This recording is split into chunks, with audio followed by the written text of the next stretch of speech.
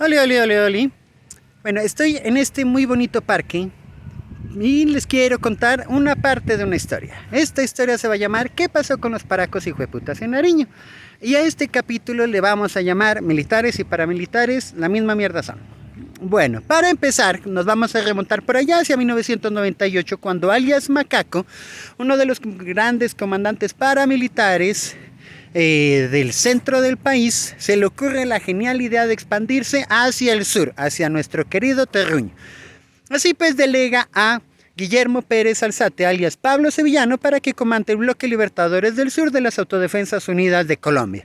Así que desde el 99 inician operaciones por acá y se desmovilizan hacia el 2005. Las operaciones fueron muy estrambóticas, como cabe esperar, de los paramilitares, iniciando con su secuestro, obviamente falsos positivos, es decir, ellos asesinaban a alguien, se lo pasaban al ejército y lo hacían pasar por caídos en combate, etc. Entonces, para que se desarrollaran todas estas actividades, es decir, cómo se opera un bloque entero en Nariño y no pasa nada durante 5 putos años. Pues teníamos que tener de la mano a aquellos que nos podían controlar, es decir, al ejército. ¿Cómo surge eso? Se preguntarán ustedes, y yo les responderé.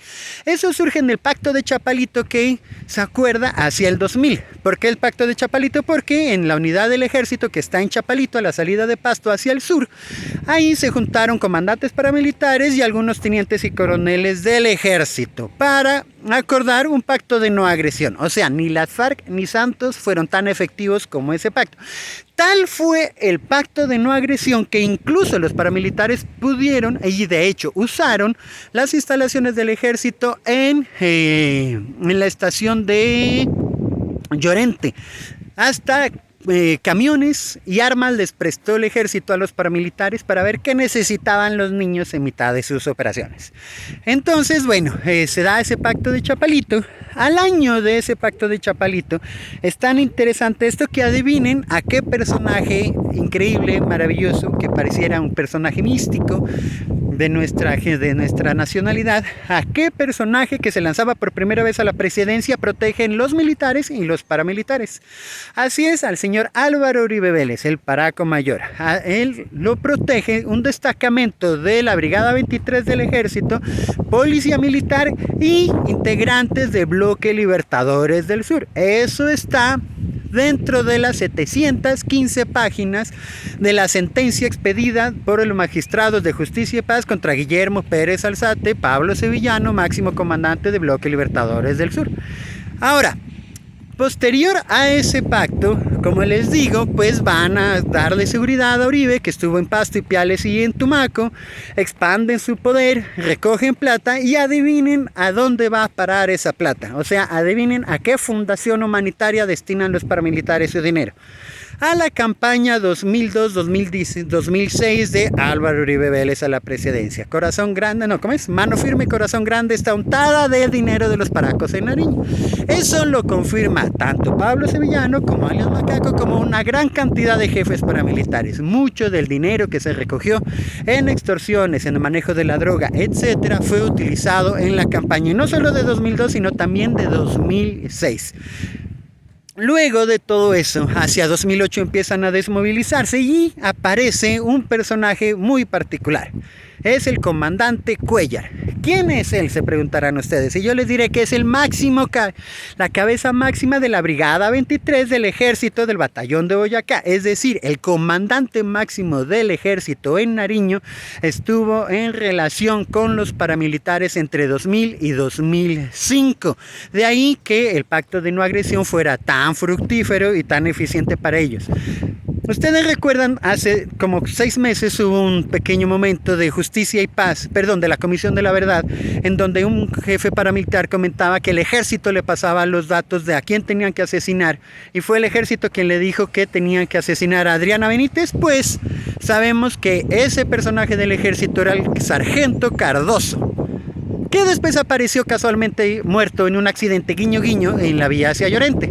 Pero bueno, fue este sargento Cardoso quien, por órdenes de arriba, Cuéllar, le pasaba los datos a los paramilitares. Entre 2000 y 2002 hubo 36 falsos positivos. Estudiantes, habitantes de calle, exguerrilleras, etc. Mataron a lo que se les cruzara y todo eso se lo pasaron al ejército para que los hicieran pasar como bajas en combate. Hace 120 días le mandé un derecho de petición al ministro de Defensa. Por cierto, estamos en este bonito parque donde jugarán los niños que no van a bombardear Molano. Le mandé un derecho de petición al ministro de Defensa y le pregunté cómo van a evitar que vuelva a suceder una situación así. Obviamente nunca van a responder. No le responden a órdenes directas de un juez, menos le van a responder a un pobre pinche barbudo un derecho de petición. No obstante, sabemos que tal fue la relación que en la sentencia de Pablo Sevillano se desmovilizan 700 paramilitares de Bloque Libertadores del Sur de las Autodefensas Unidas de Colombia. De esos 700 paramilitares, 160 eran del ejército, incluyendo sargentos, coroneles, capitanes y hasta el mismísimo comandante Cuellar, la cabeza máxima.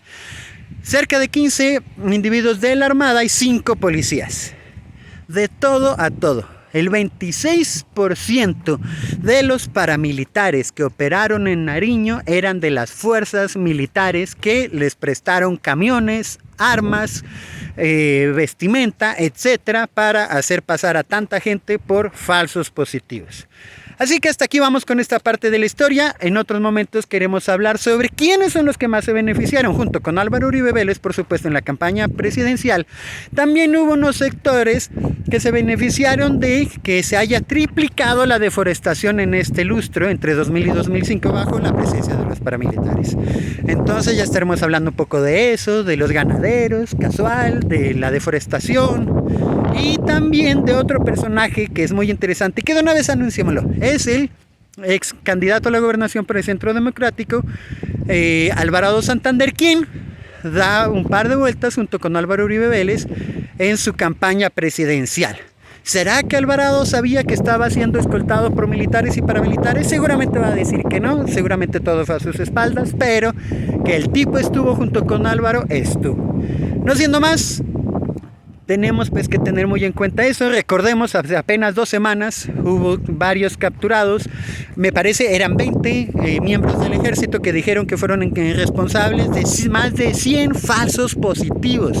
A esa escala, si en el ejército hay 300,000 personas, pues podemos estar hablando de 1.200.000, pero obviamente no va a ser así.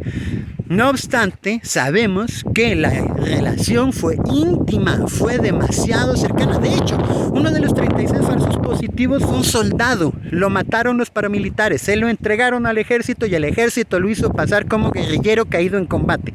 Les importaba un culo por completo. Bueno, no siendo más, hasta aquí vamos con esta parte. Un abrazo, chao chao.